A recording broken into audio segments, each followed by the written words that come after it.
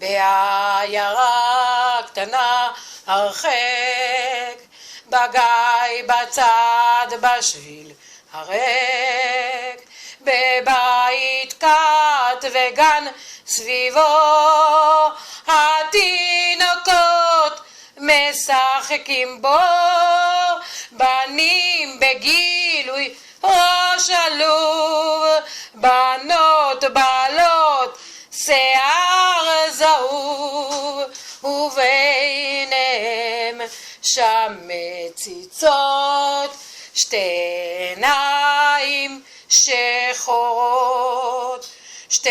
עיניים מלות חן, נער קט אך לא רונן,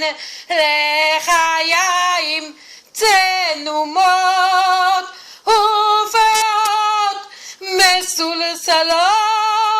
בלילה קר לחנובה, חבוק עטוף באהבה, אם אוהבת אז בכתה ואמרה מילות פרידה, מהיום בני הקט זה ביתך יהיה לעד, הבאתיך פה לכפר כי מצבנו רב אמר, השתתף במשחקים ושמע לכל המבוגרים, ישמרך האלוקים כי השמחה פה בין גויים, אז הילד בבכי רק אותך ארצה עמי, ובזרועותיה הוא רעד, אל תשאיריני פה לבד, אז האם אותו